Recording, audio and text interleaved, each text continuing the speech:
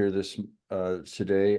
We will talk about late season sprays. That can be pre-harvest, can be desiccation, can be crop dry down or weed control. And they all have the same thing in common, and that is we are spraying into a large, possibly very dense, tall canopy. And in that case, canopy penetration is, of course, the big issue. We often want to get these sprays down into the canopy where the green material persists, and that is one of the largest challenges in spray application. So that's what we'll spend the next hour talking about, and I'll share my screen.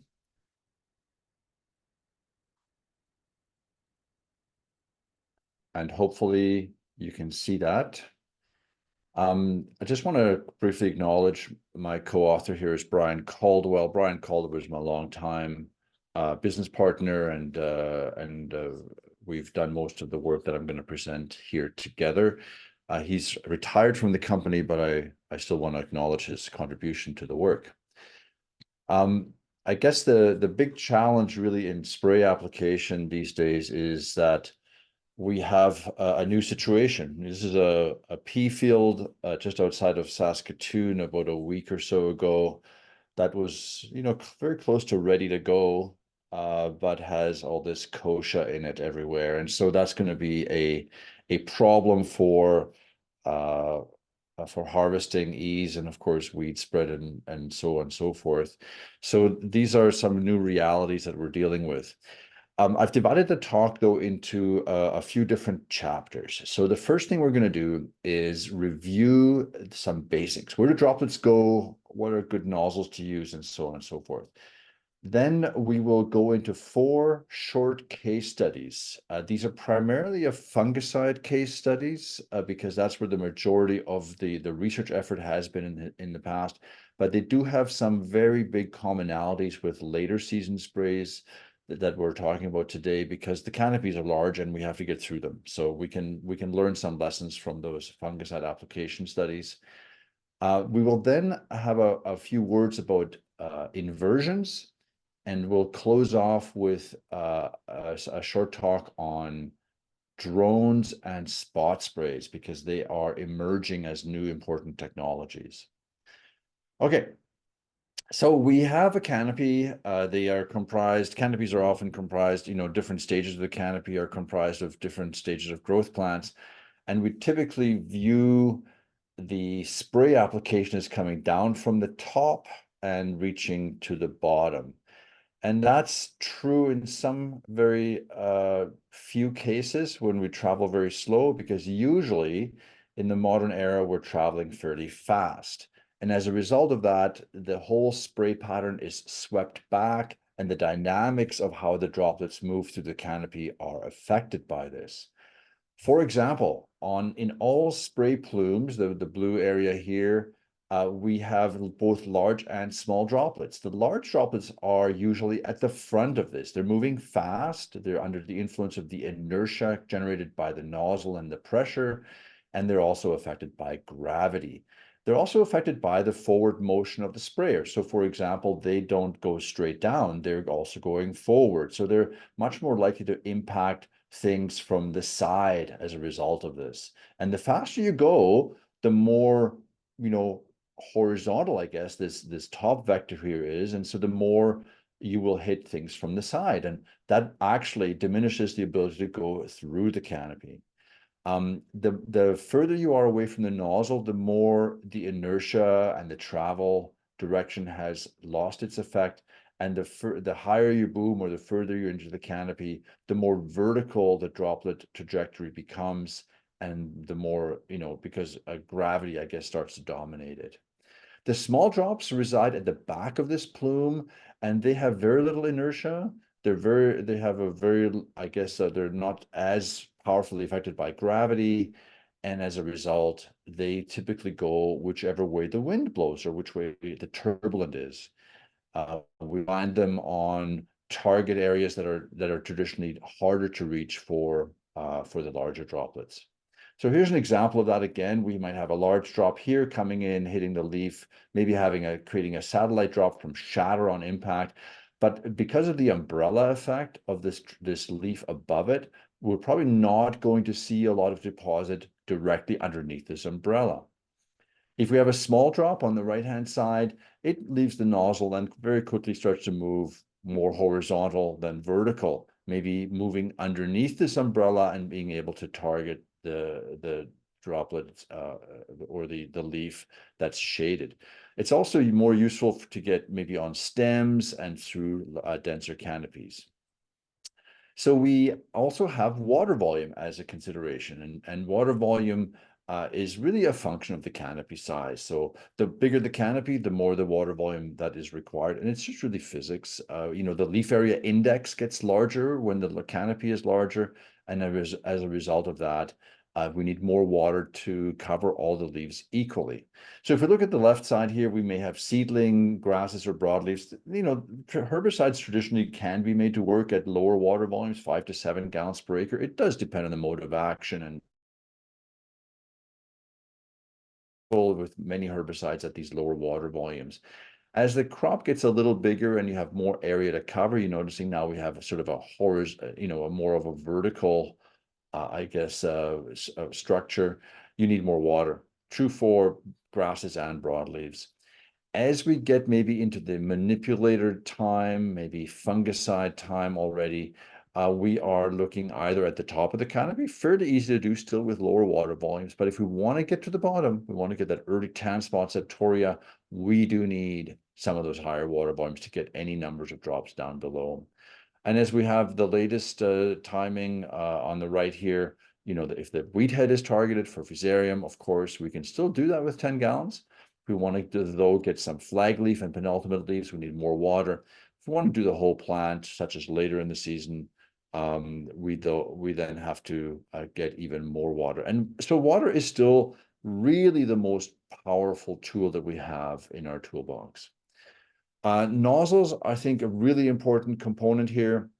We'll do a few things about droplet size and some recommended nozzles in just a second here. So when we look at the average medium spray quality, now these are sprays that we actually no longer use very much in agriculture because they're really actually a little bit too fine for us. They drift a little bit too much. They evaporate too quickly. Nonetheless, we'll use them as a benchmark. We have droplet number here. And when we look at the droplet number distribution of an average medium spray, we're noticing that the majority of the droplets are in fact very small. Very few large droplets in this spray. But when we convert this to a volume, the situation changes a little bit because volume is cubed, diameter is cubed when we calculate volume, the whole situation shifts to the right. And so we now have more water volume in sort of the slightly larger droplet sizes, but still very little in the largest droplet sizes. We can then do an evaluation. You know, what's the drift potential on the left here? Less than 150 microns, maybe prone to drift. We can sort of do an assessment of what that volume might be. And we can also look at the potential of some of the spray to be wasted, the droplets being too large really to contribute anything to coverage. When we go to a coarser spray, this is a typical coarse spray, and we look again at the same number distribution. The first thing I want to note, and I'll go back briefly to this, is that the numbers that we had here were about 4,500 to 5,000 droplets on this vertical axis. When we go to the coarse spray, we've cut that number about in half, but the shape of the distribution is still the same. In other words, the majority of the droplets are still small. Now, when we convert that to a volume, you're noticing that the whole volume has shifted a little bit further to the right as we start to emphasize an increasing number of larger droplets. Notice too that the area on the left side of this graph, the drift potential, evaporation potential, has decreased again. So that's about half the drift as we had before, maybe a third. And on the other hand, we are seeing a slight increase in the numbers of large droplets or their volumetric contribution. And still the middle portion, the part that contains the dose, really is the benefactor of both of these. The extremely coarse sprays, you might have gone too far. Now notice that the numbers are still in favor of the smaller droplets, although the overall number has now gone from about 4,500 to about 1/7 of that, only 600 droplets at the peak here. We're starting to see more larger droplets, and that means that the volume distribution Again, drift very much less, but now we're seeing problems with large drops being maybe not efficiently utilized. So these drops, as I said, they're relatively few in number, so they don't create a lot of coverage. They might bounce off the plant, they might not make it through the canopy, and the dose in the middle here has been, I guess, diminished by that, by this emphasis on the right-hand side. So very low drift, yes, but maybe not great for coverage. Let's look at the numbers. If we look at the spray quality of the medium coarse, very coarse, and extremely coarse sprays here, we look at the drift potential, less than 200 microns in this case. We look at the bounce potential, greater than 600 in this case. And we look at the effective dose in the middle, between 200 and 600. Looking at the medium spray, we're seeing very much drift potential. That's obviously decreased as we go to coarser sprays. When we look at the bounce potential, we're seeing relatively little bounce potential in the small droplets, but increasing to the large droplets. And then when we look at the actual efficiency of the spray, we want to see, all right, where do we get the most in the middle here? And the answer is actually that the coarse, even very coarse sprays are in fact delivering most of the spray volume in droplet sizes that don't drift or evaporate quickly or don't bounce. So they actually create the largest dose. That's one of the reasons that the coarse and very coarse sprays have really become the de facto standard for Western Canadian spray application. It's a matter of getting the spray where it belongs effectively. The international community has developed a color-coded scheme for helping people decide what spray quality to use. The scheme is colored so that the hotter colors are more drift prone and the cooler colors are safer regarding drift. And in the middle here, we're seeing, the yellow and blue and green, medium coarse, very coarse, really being the most important spray qualities that we tend to use. The manufacturers use these color codes to help us decide, which is the right spray to use. For example, this is a traditional flat fan nozzle. As I said earlier, we don't really use these anymore because they're too fine. But we can see on all of these charts that we have on the top here, we have spray pressure. On this side, we have nozzle size. And then the actual spray quality that each of these pressure size combinations produce is in here. So a lot of fine and medium drops. If we wanted to go to a coarse spray, for example, with this, it wouldn't even be possible for the most part with these larger, these smaller droplets nozzles.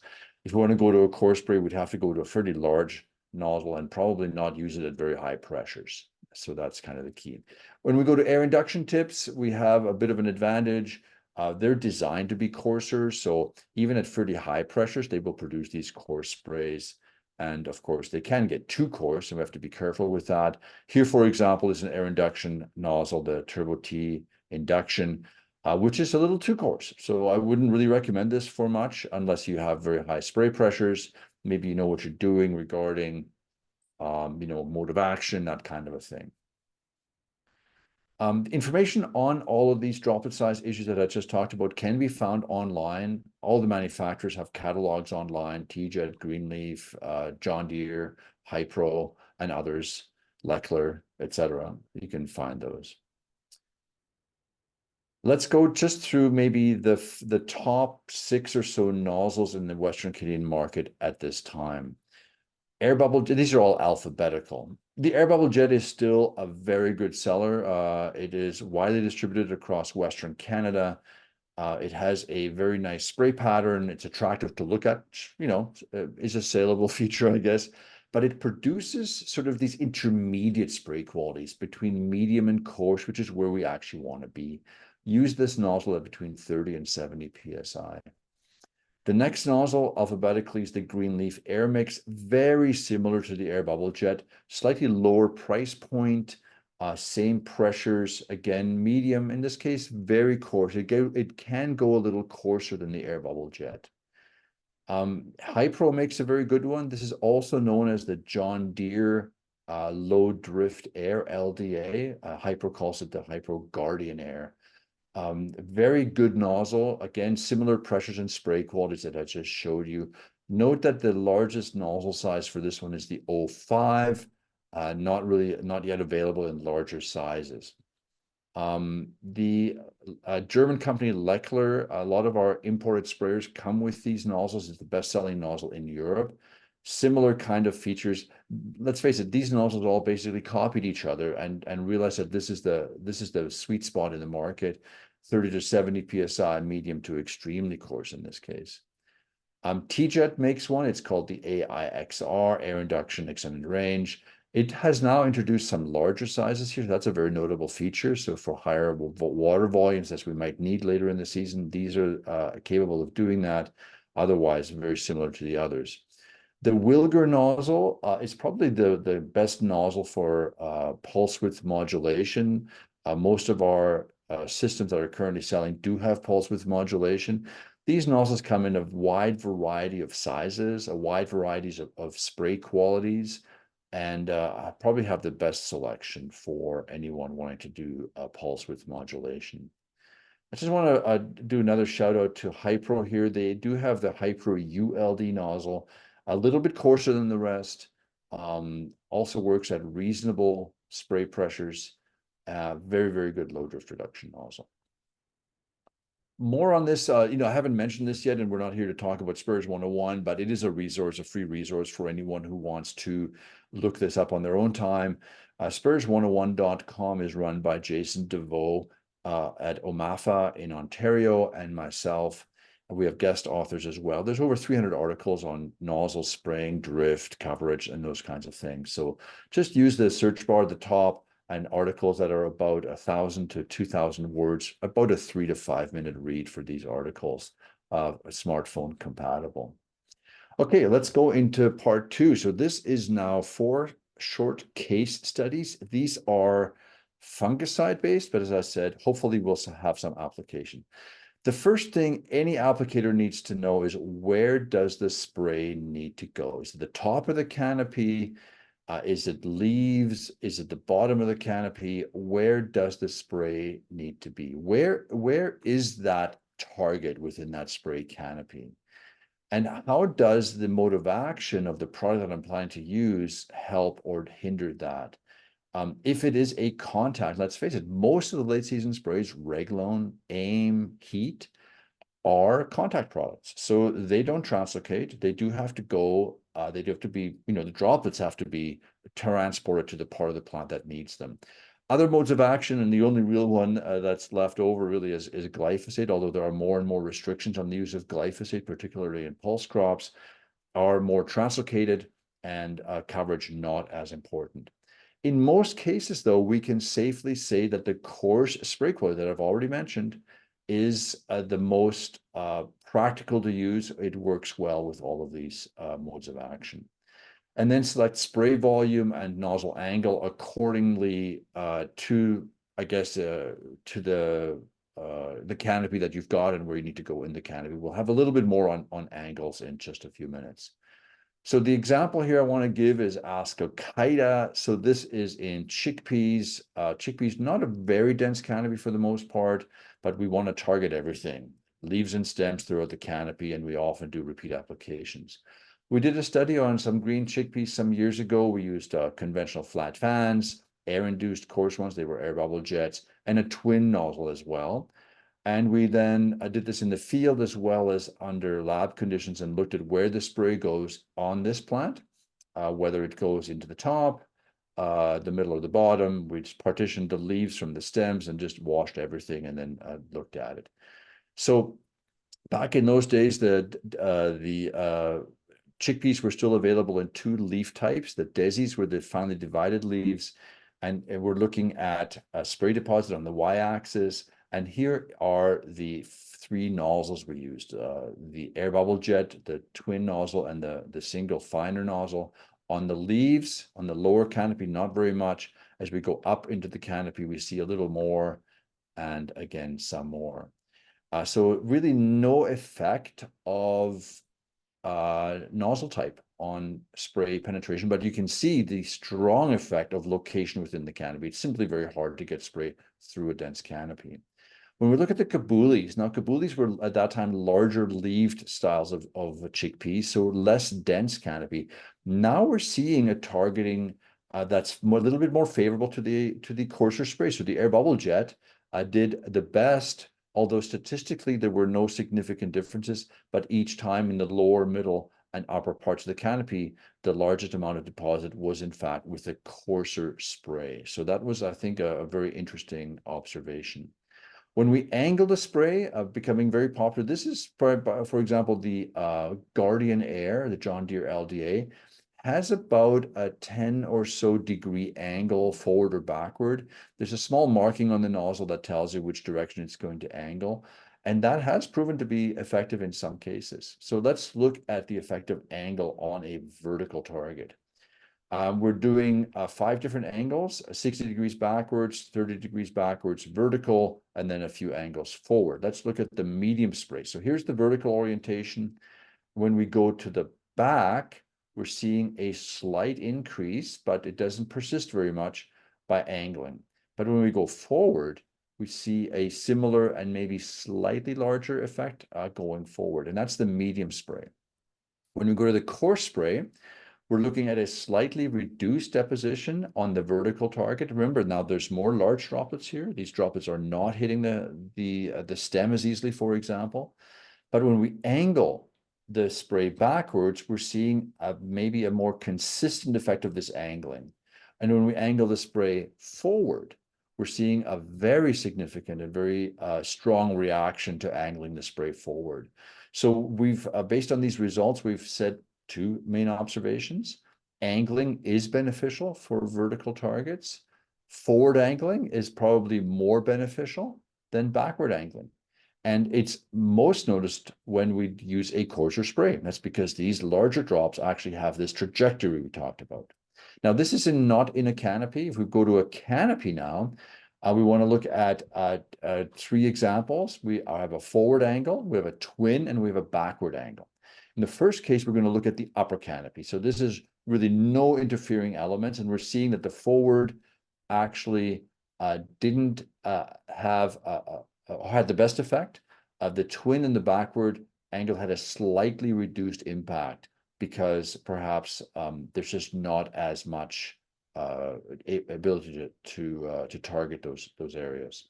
When we go to the middle of the canopy, now we're going down into the canopy.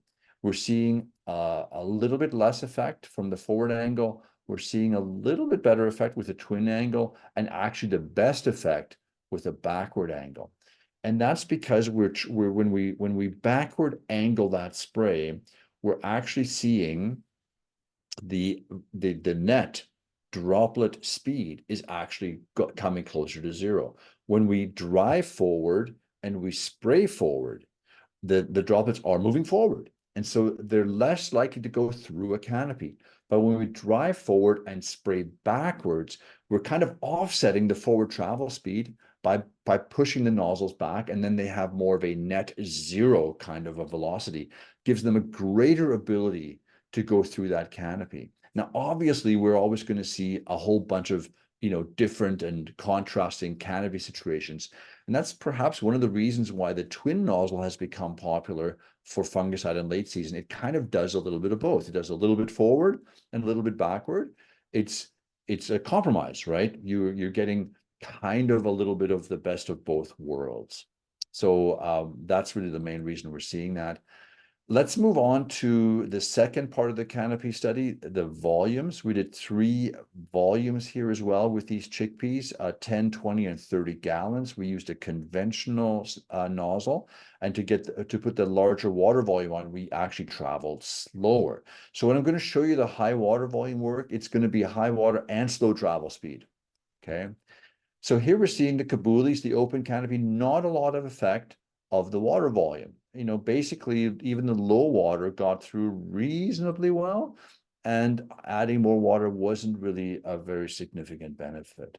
Now, when we go to the Desi, the modern chickpea canopy, much denser, it's closed, as we would say, and now we're seeing a pretty strong effect of water volume. Lower canopy, basically doubling the deposit down there. The middle canopy, at least doubling the deposit, and the upper canopy, almost doubling the deposit. So very significant. I guess it is a doubling of the deposit here, actually. So very significant. Water volume is your biggest hammer, and especially when the canopy is dense and closed, water is more effective than anything else in getting through there. So let's make a conclusion here. In all canopies, we really saw no statistically significant effect on canopy penetration with the nozzles, but we did have a surprisingly good performance of the coarser sprays in the open canopy. Let's look at another conclusion. More water did not increase canopy penetration in the open canopies, but in the closed canopies, more water did increase the canopy penetration. So I think that's a very important thing. In all canopies, more water increased the droplet density, particularly in the lower regions. So even, when we go to higher water volumes, our spray is more dilute. So if we have exactly the same numbers of droplets, we are getting less dose. But by adding water, we are actually increasing the coverage. And even though the dose has not increased, the likely effectiveness of the small dose that is down there is going to be benefited with these contact products. Let's move through a shorter one. This one is sclerotinia. I only really want to show this one because I want to show the partitioning of the spray and the value of having a very fine spray. So in this case, we are actually at the top of the canopy with flower, petals, and buds. That's our primary target. We may want to go deeper into the canopy, but it's not as important. Staging, obviously, when these things are present. So we did 4 different sprays. We had a fine spray at low and high pressure, and we had a coarse spray at low and high pressure. We also added a hollow cone nozzle. It's not depicted here, but it'll be in the results. And here they are. So for the 2 fungicides, very surprised that when we look at sclerotinia stem rot incidence, there was no statistical effect of these different spray qualities. We did see that when we went to the higher pressure, there was a slight reduction for the fine spray and for the coarse spray. We saw, however, that the very fine spray, the hollow cone, gave us no advantage. When we went to a different fungicide, it was slightly different. The fungicide worked a little better overall. Notice that the coarse spray wasn't quite as good as it was with the other fungicide. So there is a kind of a, mode of action kind of dependency. But once again, the hollow cone spray here really had no value.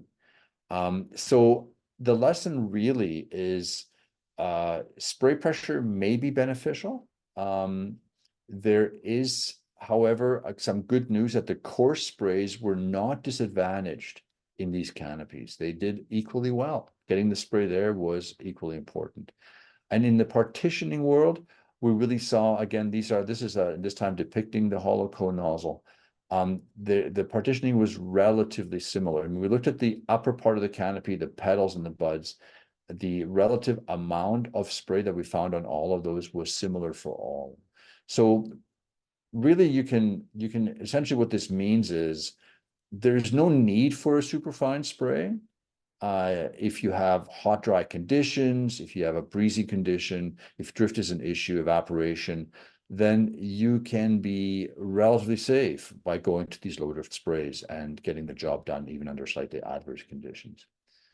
Getting ever shorter with examples. This one is just a pea canopy. We wanted to just see again what we can do with different sprays. We looked at water sensitive paper in different parts of the canopy. So these are basically surrogates for leaves. We used a commercial size sprayer, and we did 3 different droplet sizes. And I'm not going to show you the droplet size effects because, again, statistically speaking, there was no difference. But here's the top of the canopy. Here's 5 gallons per acre. Here's 10 gallons per acre, and here's 15 gallons per acre. At the top of the canopy, I would say even 5 gallons is not bad. It's obviously not recommended, but it actually, you could probably get away with it. If you go to the middle of the canopy now, the 5 gallons, though, is no longer good enough. And you really do have to go to the higher water volumes, 10 and 15, to see the recurrence of some of these droplets. Notice, too, that the small drops seem to have survived better than the large drops. That's because they survived this shading effect. Let's go to the bottom of the canopy. Almost nothing has made it down, although there are some larger drops in the 5 gallon per acre. Some more have made it with 10, but a significantly greater number has made it with 15 gallons per acre. So that I think is, another reason, another evidence, I guess, to show that the higher water volume is in fact more valuable. We counted these droplets, and when we looked at we drew a line here. This is kind of the recommended droplet density for contact products to work on leaves. That's about 70 to 80 drops per square centimeter. The 5 gallon per acre really didn't do it. The 10 gallon per acre did not bad, didn't quite do it, but got closer. And the 15 gallon per acre, even though the very bottom, it still wasn't quite what we needed. Overall, it was a much better job. So again, water volume is your big hammer. Let's look at a few other things. I just wanted to look at a few examples of what different boom heights and so on can do. So if we look at a broadleaf canopy, 20 to 30 inches, no real difference. We go down into the middle section of the canopy, no real difference. And at the bottom, no real difference. There is an advantage to going lower if you have an angled spray and you want to hit a vertical target, because the droplets really don't travel in that given direction for very long. So getting closer to the canopy is a benefit for maintaining that trajectory. But for a broadleaf canopy, which are the majority, let's face it, of what we're desiccating, be it for weed control or desiccation of pulse crops, no real advantage. When we look at the water volume of a broadleaf canopy here at 10 miles per hour, we're looking at the upper part of the canopy, and this is 6 gallons. And here's the lower part of the canopy, and that's also 6 gallons. So that attenuation, as always. When we go to more water, it's a little bit better. And more water, it's a little bit better again, but it's not statistically significant. So very, very small effects at the top of the canopy. But at the bottom of the canopy, even though the amounts of spray are lower, the effect has essentially doubled the amount of active ingredient that has made it through here. So it doesn't look like it's huge, but that's a doubling. And never mind the droplet number, we didn't even count those in here. This is the actual dose that the plants received here. So a very, very significant water volume effect. So when we look at spray pressure, a lot of people are always talking about getting spray through the canopy with pressure. When we look at a 20, 40, and 60 PSI here at the top of the canopy, nothing going on. The middle of the canopy, no significant difference.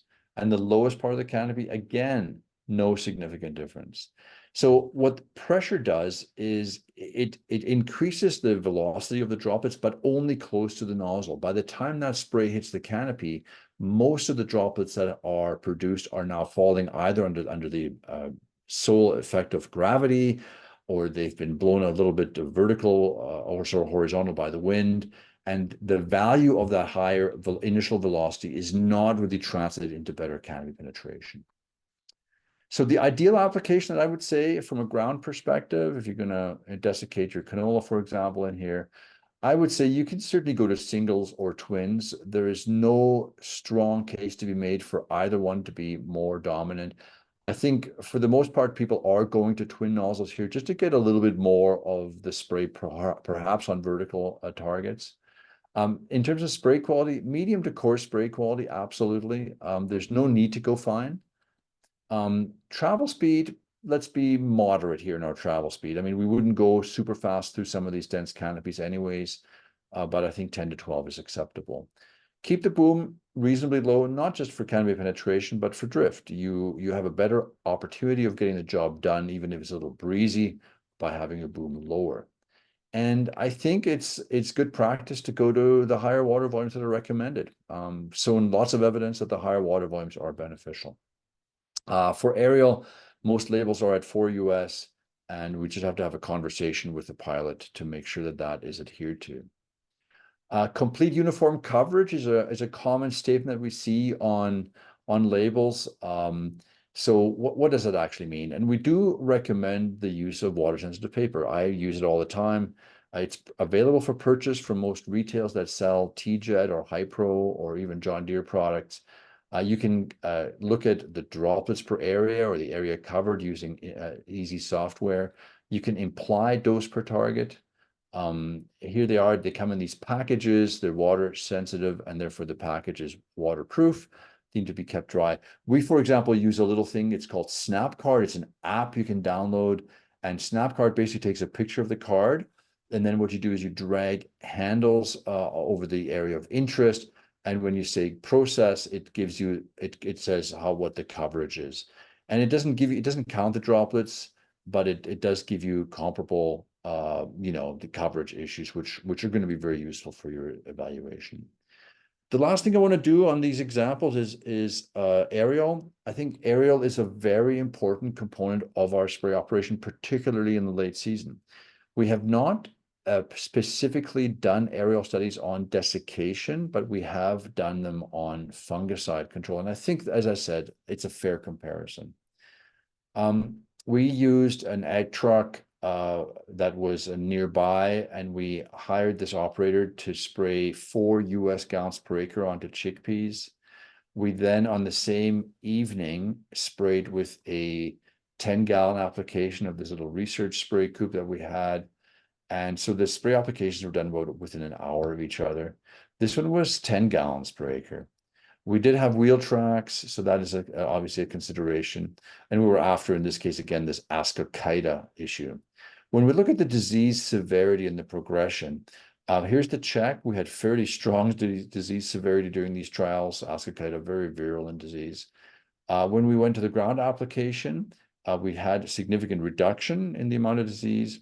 And when we went to the aerial application, we had statistically similar amounts of disease. At the very latest rating, we had a separation here, but by that time, I think the yield reduction had already occurred.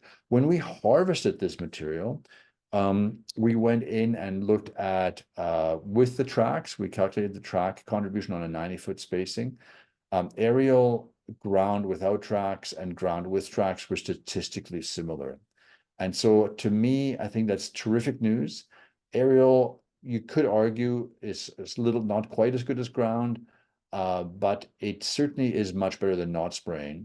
And I don't think I would split hairs on some of these things. I would say, get the job done, have a convo with the aerial applicator, make sure you do the right volume to get the right density and canopy penetration, and spray with the application method that has the best timing for you.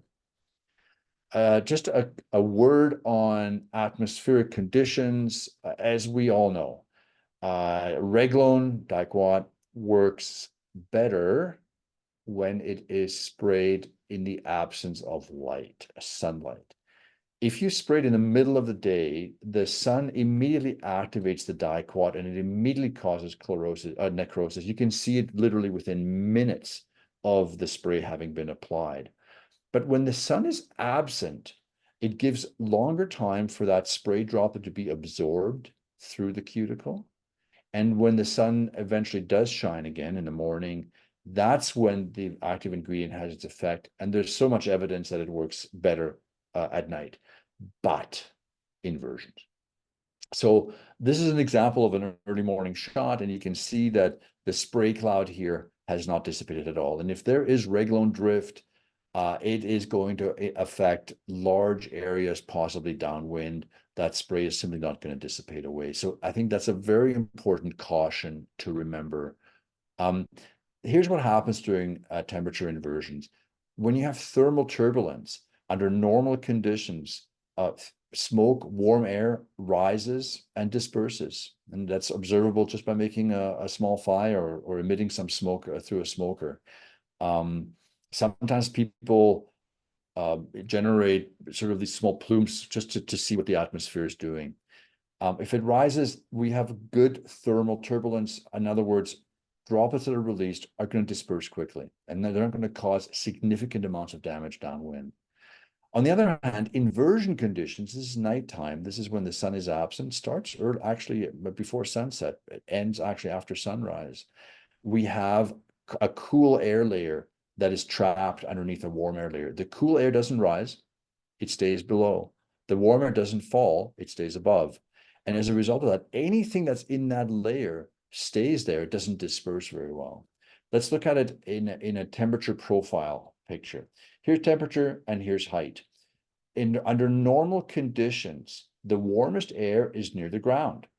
and the air, as you get higher up in altitude, the air cools. And that's why, for example, there's snow on mountaintops, right? It's sort of an atmospheric pressure situation.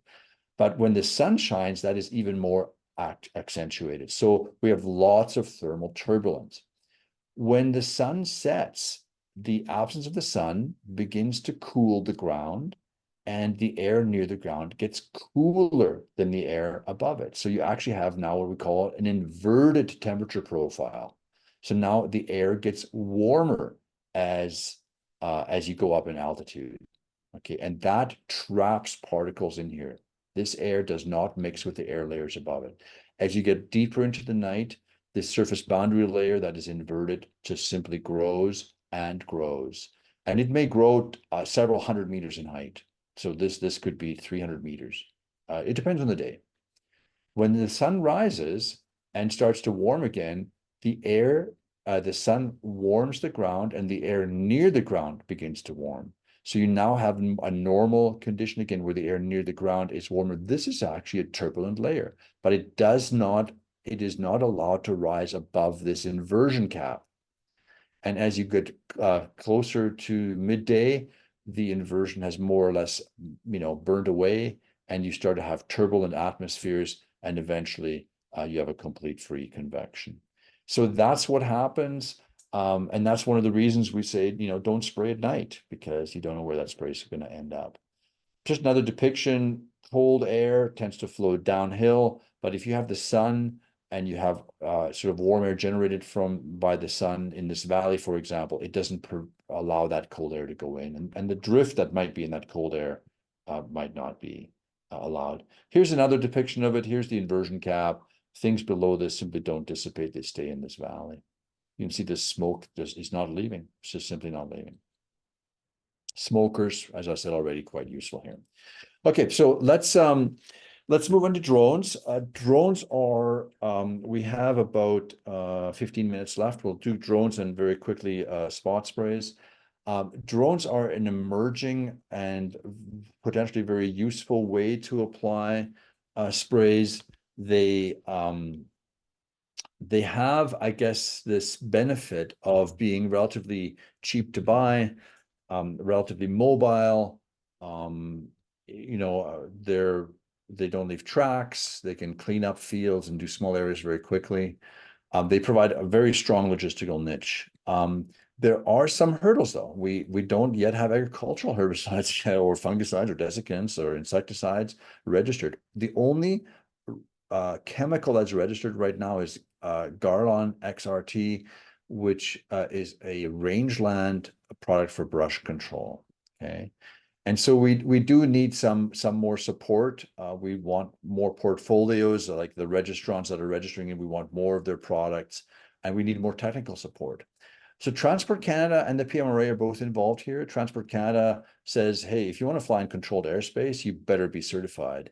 And you have to abide by visual line of sight. You have to have certain levels of certificates and special flight operation certificates. So this is you have to get, have to take courses, and you have to pass them, and you have to apply for permissions. The PMRA is evaluating labels, looking at spray drift, efficacy, operator exposure, and crop residues, and they're not done. So the whole process is driven by the registrant. PMRA and Transport Canada are not going to do this work on behalf of registrants. In other words, they're not going to suddenly say you can spray herbicides. The registrant is going to have to say, we'd like to spray our herbicide, and here are the data to support the use with drones, and the PMRA evaluates the data set and then makes a decision about whether the risk is acceptable. The technical hurdles are significant. Let's talk about water volume, spray quality, canopy penetration, and deposit uniformity. They are significant hurdles. When we go to air, we use less volume. And as a result, we must use either smaller droplets or be satisfied with less density. The density I'm showing here, the study we did last fall, isn't sufficient. So that this may affect efficacy. Here's just another depiction of the water sensitive paper. This is a typical 3 gallon per acre down here. It's not very much. When we go to canopy penetration, we do have a strong advantage with drones. The rotors generate significant downwash. because the drones don't fly that fast. The downwash does in fact carry the sprays in the droplets into the canopy and distributes them nicely. So it's a very interesting situation. What are the results here? Here's soybean work that was done by Jason DeVoe, my partner in Spurs 101. He's looking at area covered on water sensitive papers.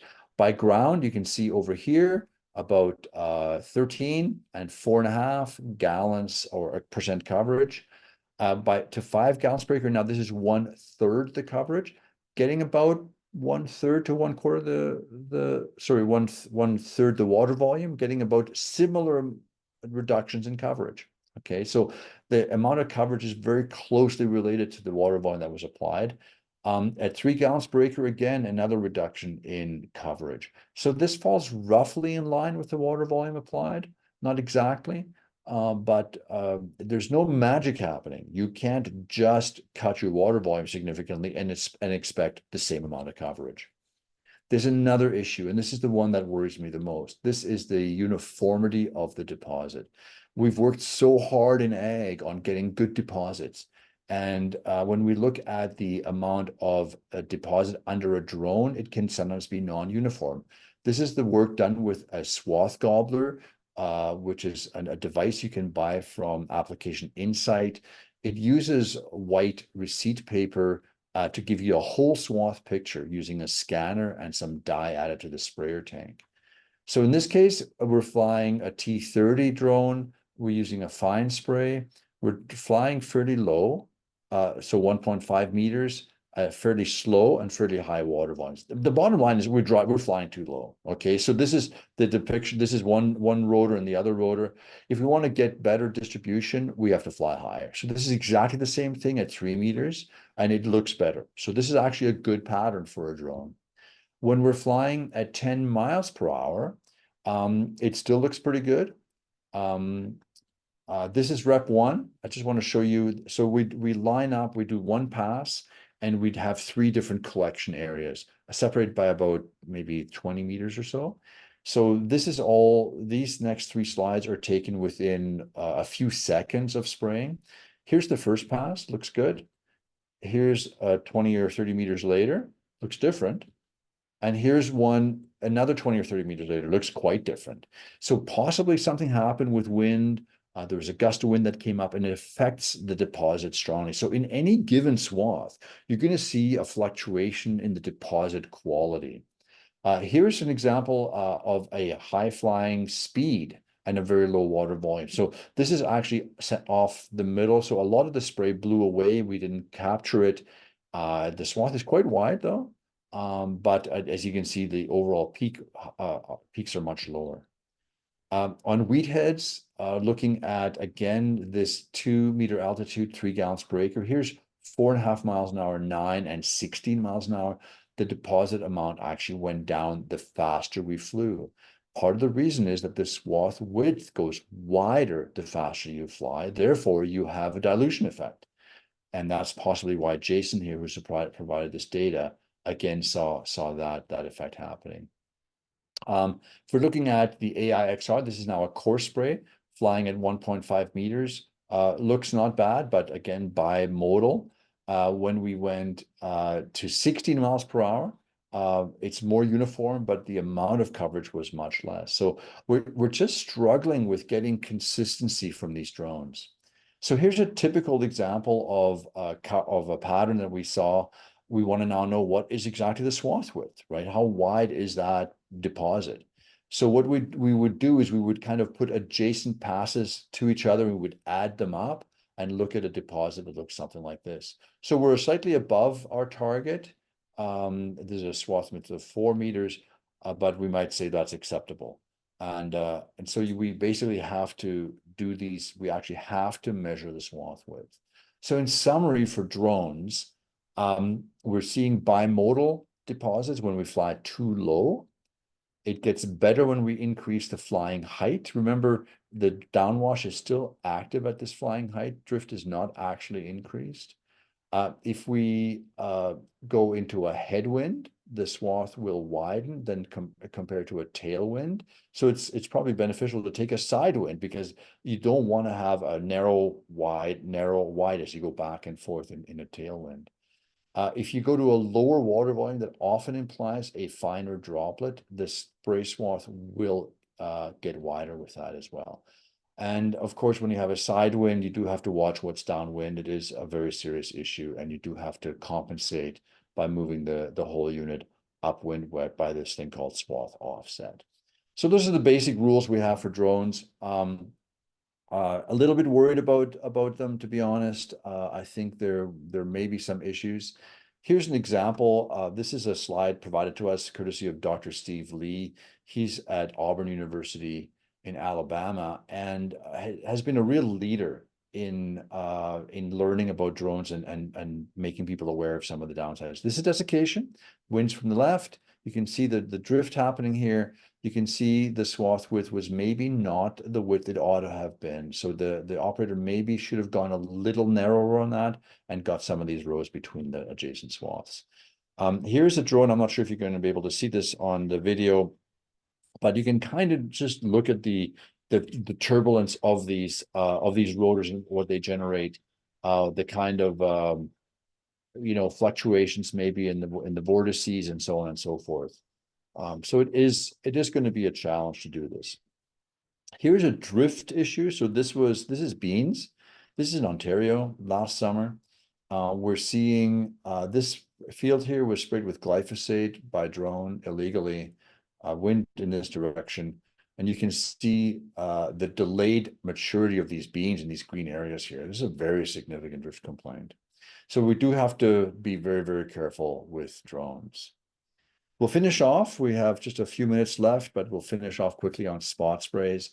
I think spot sprays have a real place in late season spraying. Obviously, they came on the market to help us with burn off, green on brown, and they certainly have proven their worth there. But they also have a place in desiccation. They only spray the green plants, the green patches, so they'll only go after weeds or slightly less mature portions of the crop, and there can be significant savings there. They are able to detect even very small weeds we've found, so that's been very beneficial. There are basically, well, there's a growing list, but these are the three top green on brown only systems out there. Weed Seeker is a Trimble product. Weeded is marketed by Croplands, and then See & Spray Select is a John Deere product. So the sensor type on Weed Seeker is an NDVI, very well proven to detect green color and used in crop health and so forth. Weeded doesn't do this. It uses a chlorophyll sensor. So if something is alive and photosynthesizing and is green for that reason, it'll detect it. See & Spray Select uses an RGB camera. So the color green, it may or may not be a living material. Spacing of these, the Weed Seeker can be any spacing, but they're typically on 20 inches because you need a sensor for every nozzle. Weeded Quadro uses a sensor for every meter, and therefore on 10-inch spacing, they have 4 nozzles under their control. See & Spray Select opts for either 15 or 20-inch spacing. It's a customer selection. There is sensitivity adjustments for all of these, so you can decide what the size of the patch or the weed that you want to target. Pulse width modulation is not available for the Weed Seeker at this time, as far as I'm aware. Weeded Quadro has built-in PWM, and See & Spray Select, the spot spray is not PWM, but they have a second nozzle on the exact apply body that is for broadcasting, and that is pulse width modulation. And so we don't have a background spray here, but the Quadro will allow you to broadcast over the entire boom at a low dose and then still spot spray with that same nozzle. The See & Spray Select does the same. It just uses the second boom for the for the broadcasting. They all provide an unapplied weed map, which is very useful. They all have, I think, very reasonable travel speeds. John Deere has recently introduced a 16 mile per hour travel speed limit for backward deflection of the nozzle. They are retrofittable for the most part, but John Deere, I think, is limited to a factory option as far as I'm aware. Monitor, some isobus, some separate, obviously the John Deere 4th gen, and they all will work at night due to the addition of either its own self-generated light or supplemental light, in this case of See & Spray Select. In in most cases, you can select the width of the pattern that you want. Do you want to have a buffer nozzle on either side of that? Or do you want to have a short patch or a longer patch? So all of these allow you to have some adjustments here. And then you can get wider even in John Deere. This is a John Deere example, just for assurance if there's a side wind and so on. This is a green on green system, but they all kind of look the same. They have a camera on top. They have a boom that is, in this case, I believe it's this boom right here. That's a spot speed boom. That's 10-inch spacing. And you see the solenoids here on the boom that control the individual nozzle shut off. Supplemental lighting. That's all very good. Here is the 40-degree backward deflection nozzle that John Deere has implemented to allow a faster travel speed on this. And here you can see the See & Spray Select deflected at 40 degrees. That's the 16 mile per hour speed.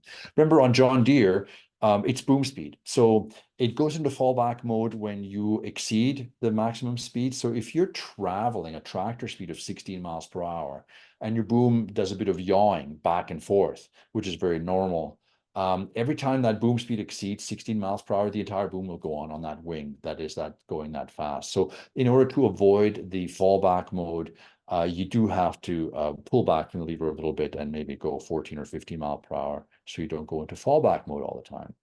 You do get these wonderful visuals of where the weeds are, where your as applied map, what it looks like.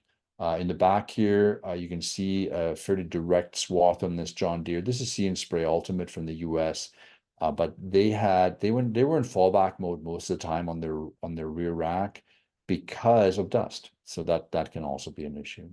But you do get these amazing maps that tell you where the weed problems are, where the maturity problems are, could be useful for future decision making.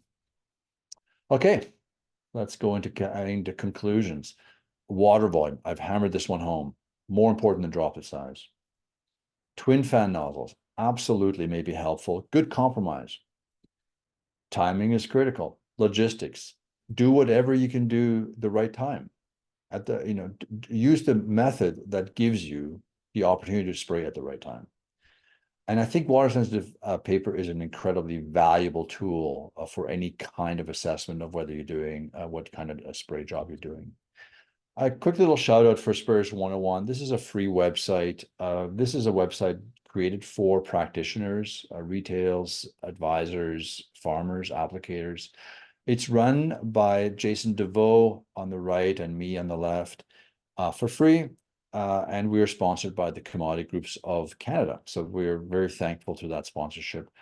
And we'll continue to produce material for it without any commercial influence. So hopefully this was useful. I think, Kabir, I'd like to turn it back to you. I'll stop sharing my screen and perhaps there are